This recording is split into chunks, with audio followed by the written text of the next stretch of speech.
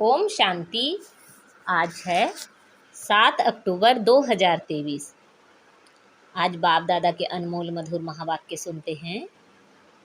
मीठे बच्चे, बुद्धि को यहाँ वहाँ भटकाने के बजाय घर में बाप को याद करो। दूर दूर तक बुद्धि को ले जाओ। इसे ही याद की यात्रा कहा जाता है। आज की मुरली से प्रश्न है, जो बच्चे सच्ची दिल से बाप को याद करते हैं उनकी निशानी क्या होगी? उत्तर है, सच्ची दिल से याद करने वाले बच्चों से कभी कोई विकर्म हो नहीं सकता। उनसे ऐसा कर्म नहीं होगा जिससे बाप की ग्लानि हो। उनके मैनर्स बड़े अच्छे होते हैं। वह भोजन पर भी याद में रहेंगे। नींद भी समय पर स्वतः खुल जाएगी। वह बहुत सहनशील, बहुत मीठे होंगे। बाप से कोई भी बात छिपाएंगे नहीं। आज की मुरली में गीत बजा है, हमारे तीर्थ न्यारे हैं। ओम शांति। बाप बैठ बच्चों को समझाते हैं, कोई निराकार बाप को समझे, कोई साकार बाप को समझे, कोई मात पिता को समझे। यह मात पिता समझाते हैं तो भी माता अलग और पिता अलग हो जाते। अगर निराकार समझाए तो निराकार अलग, साकार अलग हो जाते। परंतु यह समझाने वाला बाप है। तुम बच्चे ही यह जानते हो कि जिस्मानी तीर्थ और रूहानी तीर्थ हैं। वह जिस्मानी तीर्थ आधा कल्प के हैं। अगर कहेंगे जन्म जन्मांतर से यह चलते आए हैं तो फिर ऐसे समझेंगे शुरू से लेकर यह चलते हैं, अनादि हैं। ऐसे तो हैं नहीं, इसलिए आधा कल्प से कहा जाता है। अभी बाप ने आकर इन तीर्थों का राज समझाया है। मन मनाभव अर्थात रूहानी तीर्थ जरूर आत्माओं को ही समझाते हैं और समझाने वाला है परमपिता, और कोई समझा ना सके। हर एक अपने अपने धर्म स्थापक के तीर्थ पर जाते हैं। यह भी आधा कल्प की रस्म रिवाज है। सब तीर्थ करते हैं परंतु वह कोई को सदगति दे ना सके। खुद ही घड़ी घड़ी तीर्थों पर जाते रहते। अमरनाथ बद्रीनाथ तरफ वर्ष वर्ष तीर्थ करने निकलते, फिर चारों धाम करते हैं। अभी यह रूहानी तीर्थ सिर्फ तुम जानते हो। रूहानी सुप्रीम बाप ने समझाया है, मन मनाभाव और जिस्मानी तीर्थ आदि सब छोड़ो, मुझे याद करो तो तुम सच्चे सच्चे स्वर्ग में चले जाएंगे। यात्रा माना आना जाना, वह तो अभी ही होता है। सतयुग में यात्रा होती नहीं। तुम हमेशा के लिए स्वर्ग आश्रम में जाकर बैठेंगे। यहाँ तो सिर्फ नाम रख देते हैं। वास्तव में स्वर्ग आश्रम यहाँ होता नहीं। स्वर्ग आश्रम सतयुग को कहा जाता है। नर्क को यह अक्षर दे नहीं सकते। नर्कवासी नर्क में ही रहते हैं, स्वर्गवासी स्वर्ग में रहते हैं। यहाँ तो जिस्मानी आश्रम में जाकर फिर लौट आते हैं। यह बेहद का बाप समझाते हैं। वास्तव में सच्चा सच्चा बेहद का गुरु एक ही है। बेहद का बाप भी एक है। भल कहते हैं आगा खां गुरु, परंतु वह कोई गुरु नहीं है। सदगति दाता तो नहीं है ना। अगर सदगति दाता होता तो खुद भी गति सदगति में जाए। उनको गुरु नहीं कहेंगे। यह तो सिर्फ नाम रख दिए हैं। सिख लोग कहते हैं सतगुरु अकाल। वास्तव में सत श्री अकाल एक ही परमात्मा है, जिसको सतगुरु भी कहते हैं। वह सदगति करने वाला है। इस्लामी बौद्धि या ब्रह्मा आदि नहीं कर सकते। भल कहते हैं गुरु ब्रह्मा गुरु विष्णु। अब गुरु भल ब्रह्मा को कहा जाए, बाकी गुरु विष्णु गुरु शंकर तो हो ना सके। गुरु ब्रह्मा का नाम है जरूर, परंतु ब्रह्मा गुरु का भी तो गुरु होगा ना। सत श्री अकाल का तो फिर कोई गुरु नहीं। वह एक ही सदगुरु है। बाकी और कोई गुरु या फिलोसोफर या स्पिरिचुअल नॉलेज देने वाला है नहीं, सिवाय एक के। बुद्ध आदि तो अपने पिछाड़ी सबको ले आते हैं, उनको रजो तमो में आना ही है। वह कोई सद्गति के लिए नहीं आते हैं। सद्गति दाता एक का ही नाम बाला है, जिसको फिर सर्वव्यापी कहते हैं। फिर गुरु करने की क्या दरकार है?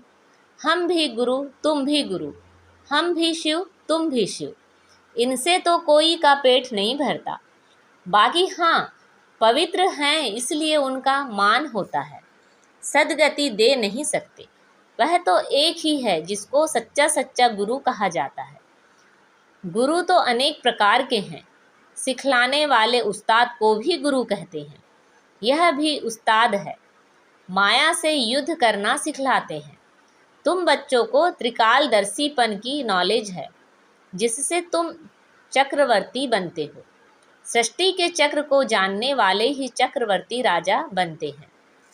ड्रामा के चक्र को व कल्प वृक्ष के आदि मध्य अंत को जानना बात एक ही है।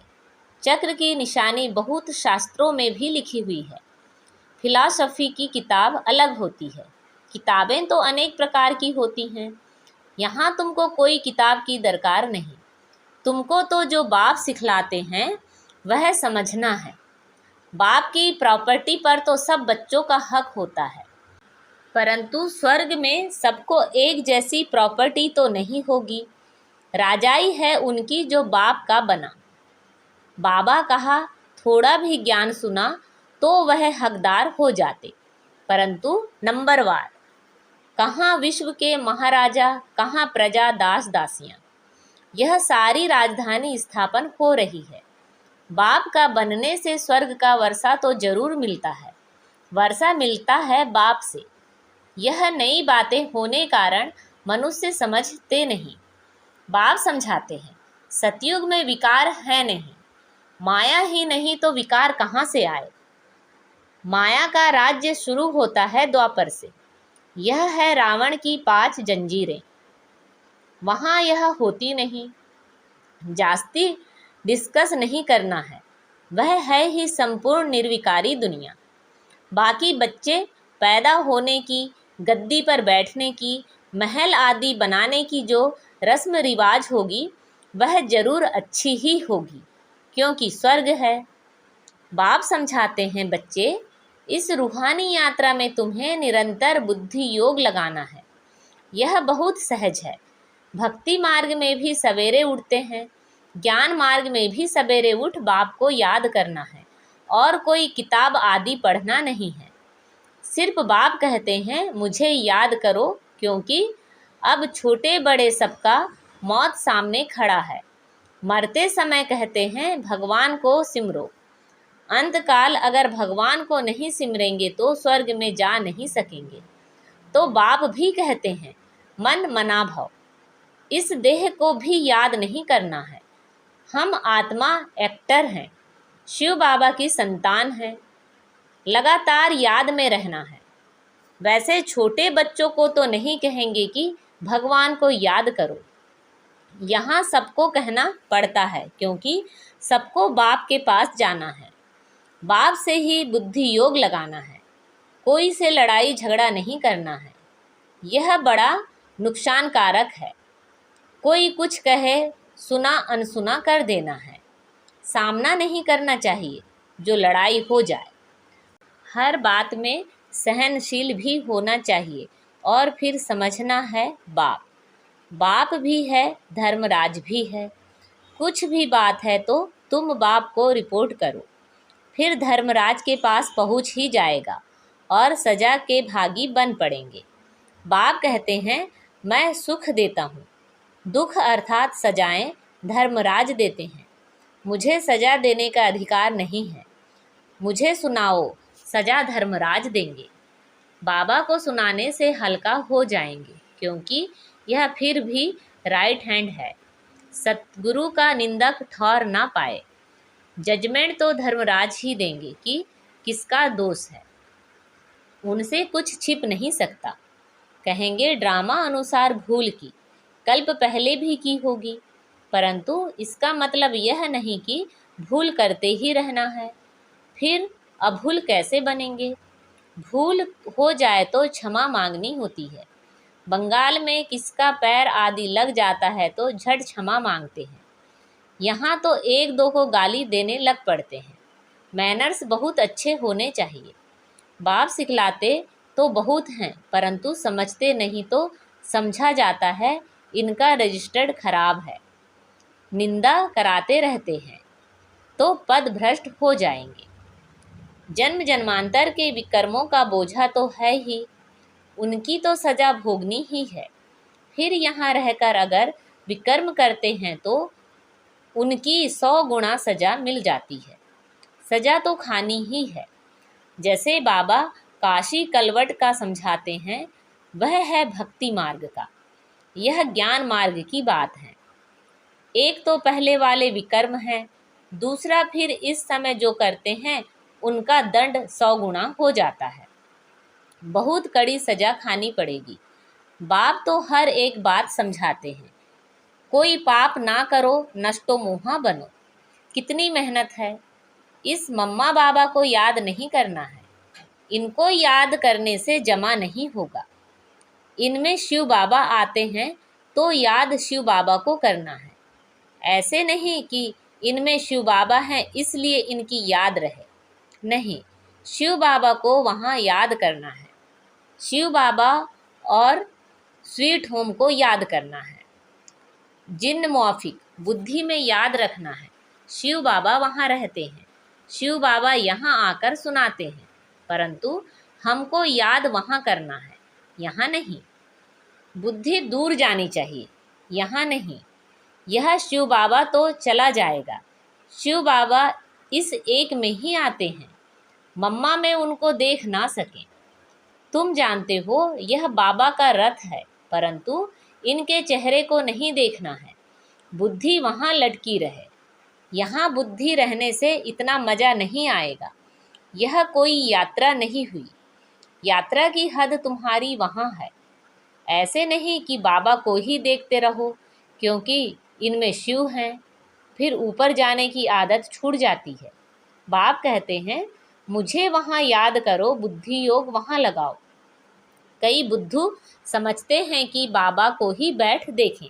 अरे, बुद्धि को स्वीट होम में लगाना है। शिव बाबा तो सदैव रथ पर रह ना सके। यहाँ आकर सिर्फ सर्विस करेंगे। सवारी ले सर्विस कर फिर उतर जाएंगे। बैल पर सदैव सवारी हो नहीं सकती, तो बुद्धि वहाँ रहनी चाहिए। बाबा आते हैं, मुरली चलाकर चले जाते हैं। इनकी बुद्धि भी वहाँ रहती है। रास्ता बरोबर पकड़ना चाहिए, नहीं तो घड़ी घड़ी गिर पड़ते हैं। यह तो थोड़ा समय है। इनमें शिव बाबा ही नहीं होगा तो याद क्यों करेंगे? मुरली तो यह भी सुना सकते हैं। इनमें कभी है कभी नहीं है। कभी रेस्ट लेते हैं। तुम याद वहाँ करो। कभी कभी बाबा ख्याल करते हैं, ड्रामा अनुसार कल्प पहले आज के दिन जो मुरली चलाई थी वही जाकर चलाऊंगा। तुम भी कह सकते हो कि कल्प पहले बाप से जितना वर्षा लिया था उतना ही लेंगे। शिव बाबा का नाम जरूर लेना पड़े, परंतु ऐसे किसी को आएगा नहीं। बाप जरूर याद आएगा। बाप का ही परिचय देना है, ऐसे नहीं सिर्फ इनको बैठ देखना है। बाबा ने समझाया है, शिव बाबा को याद करो, नहीं तो पाप हो जाएगा। निरंतर बाप को याद करना है, नहीं तो विकर्म विनाश नहीं होंगे। बड़ी मंजिल है। मासी का घर थोड़े ही है। ऐसे नहीं भोजन पर पहले याद किया फिर खलास, ऐसे ही भोजन खाने लग पड़े। नहीं, सारा समय याद करना पड़े। मेहनत है। ऐसे थोड़े ही उच्च पद मिल सकता है। तब तो देखो करोड़ों में 8 रत्न पास होते हैं। मंजिल बड़ी भारी है। विश्व का मालिक बनना है। यह तो किसी की बुद्धि में नहीं होगा। इनकी बुद्धि में भी नहीं था। अब ख्याल किया जाता है 84 जन्म किसको मिलते हैं। जरूर जो पहले आते हैं वह हैं लक्ष्मी नारायण। यह हैं सब विचार सागर मंथन करने की बातें। बाप समझाते हैं, हत कार डे दिल याद डे। भल धंधे आदि में रहो, परंतु निरंतर बाप को याद करते रहो। यह है यात्रा। तीर्थों पर जाकर फिर लौटना नहीं है। तीर्थ बहुत मनुष्य करते हैं, अब तो वहाँ पर भी गंद हो गया है। नहीं तो तीर्थ स्थान पर कभी वेश्यालय नहीं होते। अभी कितना भ्रष्टाचार है, एक धनी तो कोई है नहीं, झट गाली देने लग पड़ते। आज चीफ मिनिस्टर है, कल उनको भी उतार देते। माया के मुरीद बन जाते हैं, पैसे इकट्ठे करेंगे, मकान बनाएंगे, धन के पिछाड़ी चोरी करने लग पड़ते हैं। तुम अब स्वर्ग में जाने की तैयारी कर रहे हो, वही याद आना चाहिए, धारणा भी होनी चाहिए। मुरली लिखकर फिर रिवाइज करनी चाहिए। फुर्सत तो बहुत रहती है, रात को तो बहुत फुर्सत है। रात को जागो तो आदत पड़ जाएगी। जो सच्चा सच्चा बाबा को याद करने वाला होगा, उनकी आँख आपे ही खुल जाएगी। बाबा अनुभव बताते हैं, कैसे रात को आँख खुल जाती है। अभी तो नींद के लिए और ही पुरुषार्थ करते हैं। हाँ, स्थूल काम करने से भी शरीर को थकावट होती है। बाबा का रथ भी देखो कितना पुराना है। विचार करो, बाबा पतित दुनिया में आकर कितनी मेहनत करते हैं। भक्ति मार्ग में भी मेहनत करते थे, अभी भी मेहनत करते हैं। शरीर भी पतित तो दुनिया भी पतित। बाबा कहते हैं, मैं आधा कल्प तो बहुत आराम करता हूँ। भक्ति मार्ग में बहुत ख्याल करना पड़ता, इसलिए बाप को रहमदिल गाया हुआ है। Ocean of knowledge, ocean of bliss. कितनी महिमा करते हैं। वही बाप अभी हमको पढ़ाते हैं और कोई पढ़ा ना सके। अच्छा, मीठे मीठे सिखिलदे बच्चों प्रति माता पिता बाप दादा का याद प्यार और गुड मॉर्निंग। रूहानी बाप की रूहानी बच्चों को नमस्ते। हम सब रूहानी बच्चों की रूहानी माता पिता बाप दादा को याद प्यार, गुड मॉर्निंग और नमस्ते। आज की मुरली से धारणा के लिए मुख्य सार हैं, किसी का भी सामना नहीं करना है। कोई कुछ कहे तो सुना अनसुना कर देना है। सहनशील बनना है। सद्गुरु की निंदा नहीं करानी है। अपना रजिस्टर खराब होने नहीं देना है। भूल हो जाए तो बाप को सुनाकर क्षमा मांग लेनी है। वहाँ ऊपर याद करने की आदत डालनी है। आज बाबा ने हमें वरदान दिया है, साइलेंस की शक्ति द्वारा जमा के खाते को बढ़ाने वाले श्रेष्ठ पद के अधिकारी भव। जैसे वर्तमान समय साइंस की शक्ति का बहुत प्रभाव है, अल्पकाल के लिए प्राप्ति करा रही है, ऐसे साइलेंस की शक्ति द्वारा जमा का खाता बढ़ाओ। बाप की दिव्य दृष्टि से स्वयं में शक्ति जमा करो, तब जमा किया हुआ समय पर दूसरों को दे सकेंगे। जो दृष्टि के महत्व को जानकर साइलेंस की शक्ति जमा कर लेते हैं, वही श्रेष्ठ पद के अधिकारी बनते हैं। उनके चेहरे से खुशी की रूहानी झलक दिखाई देती है। आज का स्लोगन है, अपने आप नेचुरल अटेंशन हो तो किसी भी प्रकार का टेंशन आ नहीं सकता। अपने आप नेचुरल अटेंशन हो तो किसी भी प्रकार का टेंशन आ नहीं सकता। अच्छा, ओम शांति।